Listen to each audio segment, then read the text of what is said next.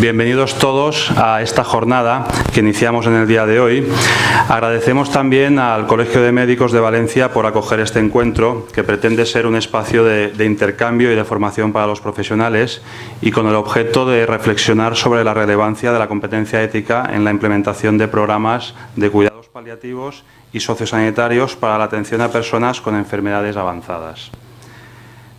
Como datos, entre el 2,5 y el 5% de la población padece enfermedades o condiciones crónicas complejas, siendo un 1,5% avanzadas. Por lo que respecta al ámbito de centros residenciales, la prevalencia de este tipo de pacientes se encuentra entre el 40 y el 60%. En los centros residenciales y sociosanitarios de Sarco-Habitae, el 25% de la población prevalente falleció durante el año 2012. Las 3/4 partes de esta población tenía más de 3 diagnósticos activos y una carga sanitaria, médica y de enfermería muy relevante. En este sentido, disponer de herramientas que faciliten la identificación de estos pacientes es fundamental, es clave a la hora de organizar la estructura asistencial en los centros residenciales y sociosanitarios. Con el objeto de proporcionar servicios que se adapten a los nuevos retos asistenciales planteados, hace ya años que venimos trabajando en el desarrollo e implementación de un sistema general e integrado de atención a enfermos crónicos avanzados. El objetivo es ofrecer a las personas con procesos patológicos en fase avanzada y a sus familias una plataforma integral de atención y cuidados de excelencia en servicios a domicilio y en centros especializados. Se trata de cuidados integrales e integrados.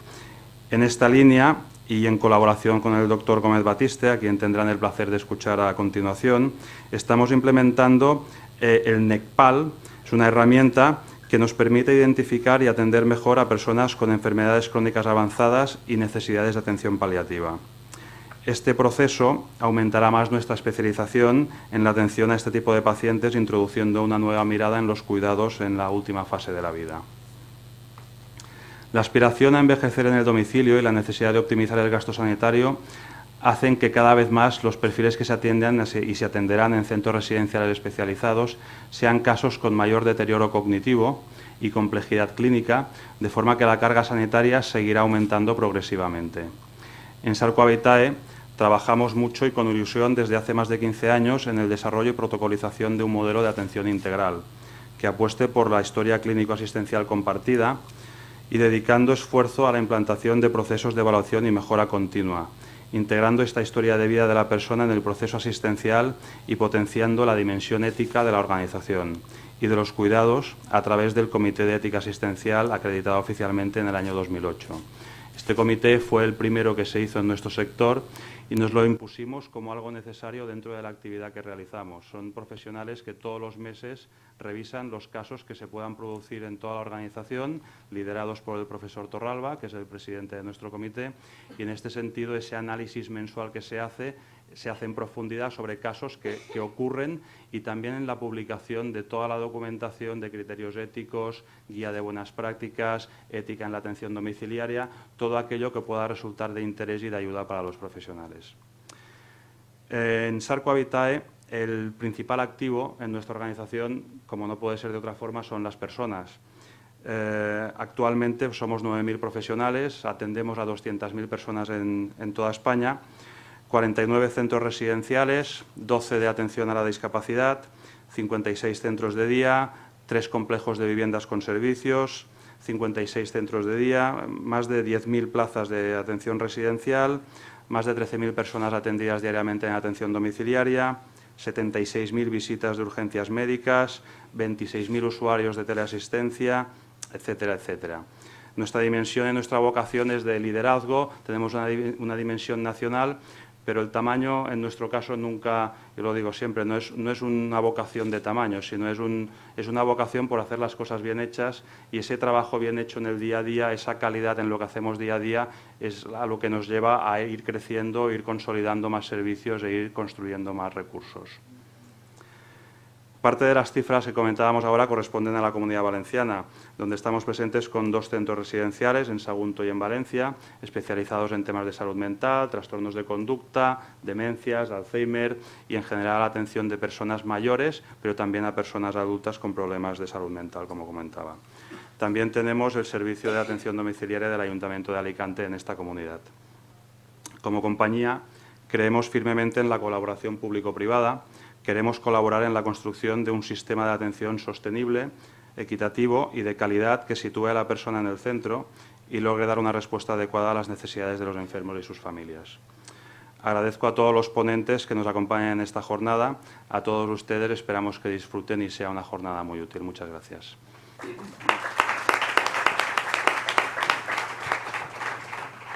Tiene la palabra doña Teresa de Rojas. Hola, buenos días a todos. Querida Anela García Rebol, secretaria autonómica de Autonomía Personal y Dependencia. Estimado José Luis, director general de Sarco Habitae. Señoras, señores, en primer lugar quiero disculpar al secretario autonómico de la Consejería de Sanidad, Manolo Escolano, quien por problemas de agenda no ha podido acudir a la inauguración de esta jornada. En segundo lugar, quería agradecer a la organización y la deferencia que ha tenido por invitar a la Consejería de Sanidad. Para empezar mi breve intervención, quisiera hacer una pequeña reflexión sobre una historia narrada en la película El cielo sube. En ella, un hombre enfermo llamado Juan de Dios, siguiendo las prescripciones médicas, debía guardar reposo absoluto, ni un movimiento ni un pensamiento. Debe conformarse con hundirse en el aburrimiento igual que un náufrago en el mar. Pero de pronto se ve invadido por una serie de sensaciones físicas, sonoras, visuales, olfativas, que despiertan su espíritu, que le ayudan a recuperar las ganas de vivir. Estar enfermo no significa quedarse sin movimiento ni pensamiento. Nosotros, los responsables del sistema sanitario, hemos de poner todos los medios que tengamos a nuestro alcance para que en los momentos más delicados de la enfermedad, muchas veces los últimos momentos de la vida, sean lo más felices posibles. Cuando se habla de pacientes con enfermedad avanzada, toma todo su sentido la ética, con el principio de autonomía o de respeto a las personas, con buscar la atención integral e integrada que incorpore la dimensión física y espiritual de las personas y que busque el confort y el alivio del dolor. En este sentido, y según el informe de Hastings Center, las metas de la medicina son la prevención de las enfermedades y la promoción de la salud. Más concretamente, estas metas se materializan en el alivio del dolor y el sufrimiento, la atención y la curación de los enfermos, evitar la muerte prematura y la búsqueda de una muerte tranquila. La buena práctica médica en la atención de la enfermedad avanzada consiste en aplicar los cuidados paliativos, evitando tanto la obstinación como el abandono, el alargamiento innecesario y el acortamiento deliberado de la vida. No se trata, pues, de dar años a la vida, sino vida a los años.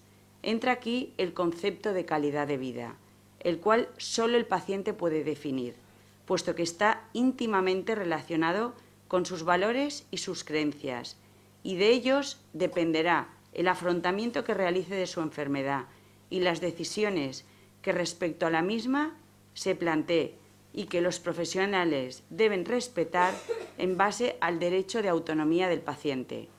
En la situación de enfermedad avanzada, toma todo su sentido la planificación anticipada de decisiones, en la que el paciente decide qué actuaciones médicas quiere recibir, cómo y dónde, para cuando se encuentre en esa situación o cuando su estado le impida expresarlas, puedan quedar reflejadas en un documento como el que tenemos actualmente, que es el de voluntades anticipadas. Y en este punto me gustaría recordar algunas de las iniciativas puestas en marcha desde la Consellería de Sanidad para afrontar con ética la asistencia médica en las enfermedades avanzadas. Entre otros, hemos puesto en marcha el documento de voluntades anticipadas. Hasta la fecha, más de 12.000 personas han registrado sus voluntades anticipadas. Hemos creado los comités de bioética asistencial. La sanidad pública cuenta actualmente con 23 comités de bioética asistencial acreditados para dilucidar aspectos de carácter ético relacionados con la práctica clínica. Se ha creado el Consejo Asesor de Bioética, que podemos decir que es la expresión institucional de la sensibilidad que la Generalitat tiene por la humanización de la asistencia sanitaria y por la preservación de los derechos del paciente en todos los ámbitos de nuestro sistema sanitario. También documentos de consentimiento informado en la asistencia que permiten al paciente tener información suficiente y adecuada para tomar decisiones sobre su enfermedad. En este momento hay 377 documentos de consentimiento informado aprobados por la comisión creada al efecto. Actualmente se está trabajando en el desarrollo del Plan Integral de Cuidados Paliativos de la Comunidad Valenciana, que finaliza este año 2013. El plan está basado en una atención integral e integrada al paciente y a su familia, que respeta su autonomía, su integridad como ser humano y su dignidad en línea con la definición de la OMS de cuidados paliativos. Pero todo esto no tendría efecto si no contamos con la colaboración de nuestros profesionales sanitarios. Ellos deben asesorar e informar a pacientes y familiares sobre la toma de decisiones para cumplir con la voluntad del enfermo. Y ya únicamente me queda dar la enhorabuena a la organización de esta jornada, que sirve de foro de debate e intercambio de conocimiento entre profesionales como mecanismo de mejora en nuestra asistencia. Muchas gracias.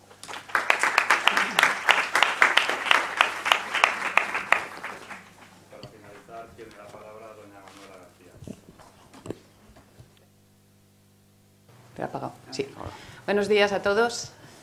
Subdirector de Sarco Vitae y amigo José Luis Rosselló, compañera, su cargo es larguísimo, pero es la directora general de la Consejería de Sanidad de Atención y Calidad al Paciente y otras muchas cosas, coordinación, evaluación e investigación.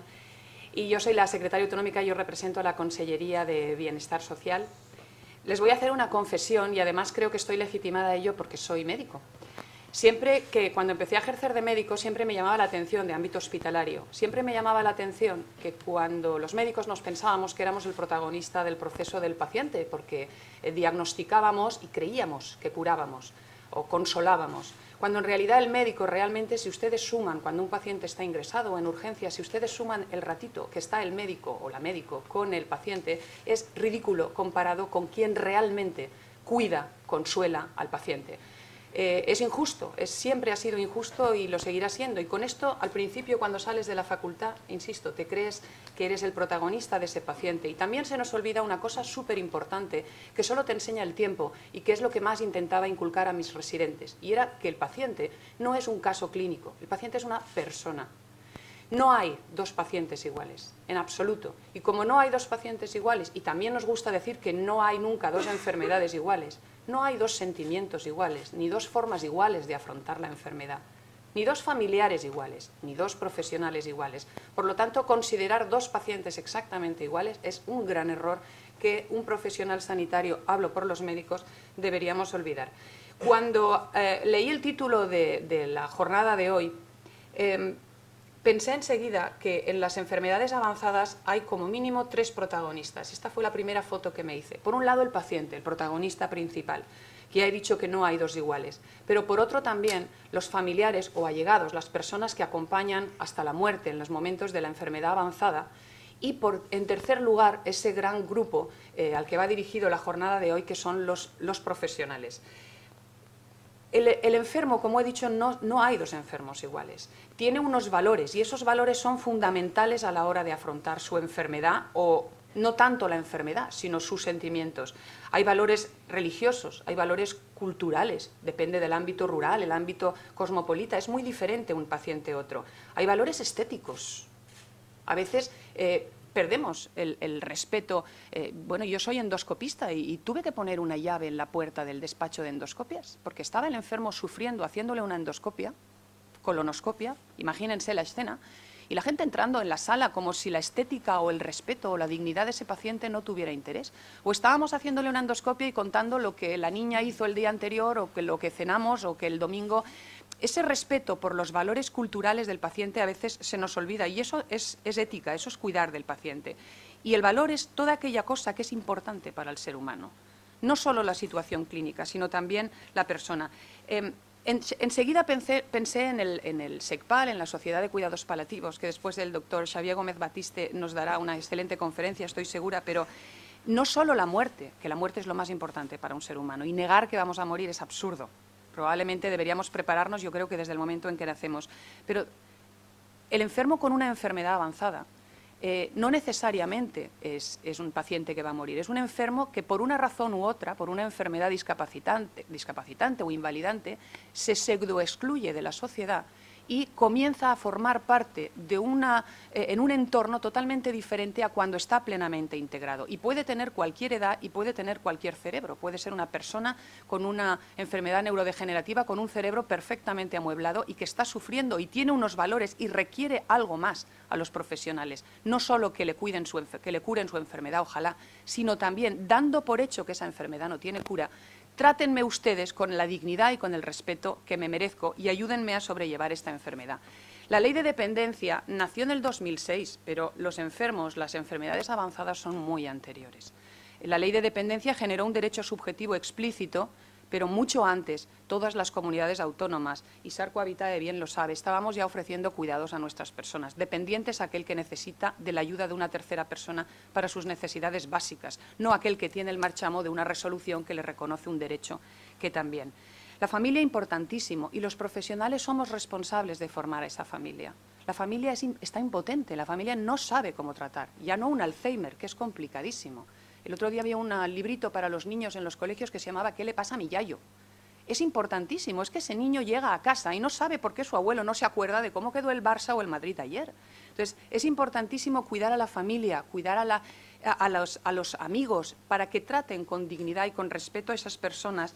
Y también muchas veces, en el momento más avanzado, ya cuando va a morir, es muy importante que el profesional detecte si hay algún conflicto familiar que está impidiendo a esa persona morir en paz.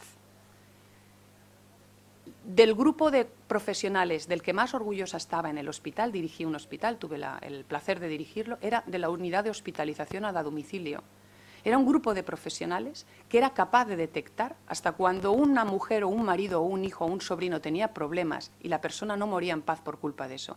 Esa habilidad para detectar los problemas familiares que impiden a ese paciente estar en paz también es habilidad nuestra, de los profesionales. Y eso seguro que los que trabajáis en los ámbitos, en los centros, cualquiera, residencial o instituciones donde estén ingresados o en los hospitales, seguro que sois muy capaces de detectarlo. Y por último, los profesionales. Una persona no la trata ni un médico, ni una enfermera, ni una trabajadora social, ni un auxiliar de enfermería, ni un psicólogo. Una persona la trata un equipo interdisciplinar de profesionales en los que estáis todos representados. Y su objetivo es, por un lado, curar, ojalá, solucionar el problema, pero también prevenir y aliviar el sufrimiento y mejorar la calidad de vida. Y, ¿por qué no?, ayudarle a morir en paz. Es fundamental. Y el profesional tiene que afrontar, insisto, no solo la enfermedad, sino sobre todo el entorno, esas capas de cebolla alrededor del paciente que son lo que realmente condiciona a que la enfermedad evolucione mejor o peor. A veces, en una pareja de ancianos dice, ha muerto ella y él ha muerto de pena. Claro. Es que es lógico, es que para esa persona su vida era su pareja y a partir de ahí se desencadena una serie de cosas. ¿Cómo vamos a afrontar la enfermedad sin tener en cuenta todas esas capas? Y el profesional, pues no sirve cualquier profesional para tratar a una persona. El profesional no nace, el profesional se hace. Uno tiene que nacer con cierta empatía. Dicen que los 4 principios de la bioética son el primum non nocere, la habilidad de la no maleficencia, el no provocar ningún daño, la justicia, tratarlos a todos iguales, la autonomía, permitir que el paciente decida por sí mismo, y la beneficencia, hacer el bien para el paciente. Pero cuando un paciente es dependiente, y ustedes están pensando seguro en su cabeza cualquiera de los que tienen ahora mismo en sus manos o en sus centros o sus familias, sabrán que cuando un profesional afronta a un paciente con una dependencia, tiene que tener otras muchas habilidades que las da la vida y la educación y los valores de la misma persona, como son el respeto, como son la humildad. Un profesional no es superior a la persona que tiene enfrente, la discreción, el optimismo, inculcar esa alegría, El exceso de paternalismo fuera, el enfermo tiene autonomía para decidir, la escucha, a lo mejor solo quiere que estemos al lado escuchándolo. Esto los profesionales de las residencias lo saben bien, quizá mejor que el del mundo sanitario. Y el autocontrol, porque un profesional se quema, ese agotamiento emocional de ver todos los días pacientes. Si me quemo yo, que solo veo personas con problemas en mi despacho, ¿cómo no se va a quemar un profesional que está viendo el sufrimiento de las personas todos los días? Yo creo que el profesional nace y se hace, las dos cosas. Hay una selección natural, creo que en las unidades de hospitalización a domicilio la gente se filtra, el que no vale se va antes porque se quema enseguida y no quiere quedarse. La formación, fundamental. Sarco Vitae bien que lo sabe hacer, todos los cursos de formación de la Escuela Valenciana de Salud, de la Escuela Valenciana de Función Pública, la formación fundamental, pero también, y muy básico, es la experiencia. Y yo nada más, creo que me he enrollado bastante, felicitar sobre todo a Sarco Vitae por varias cosas, por su programa NECPAL, por su profesionalidad, les conozco bien, he visitado centros suyos, no solo en la Comunidad Valenciana, y doy fe que ahí hay calidad, por sus foros de debate y de reflexión como estos, por la fortuna de elegir a sus conferenciantes y, sobre todo, a todos los profesionales, porque estáis ahí, porque sois respetuosos con las personas que sufren, porque aliviáis el sufrimiento y porque cuidáis de lo más sagrado en una persona, sobre todo ante una enfermedad avanzada, que es la dignidad de las personas. Muchísimas gracias y os dejo con el conferenciante, que es lo interesante. Gracias.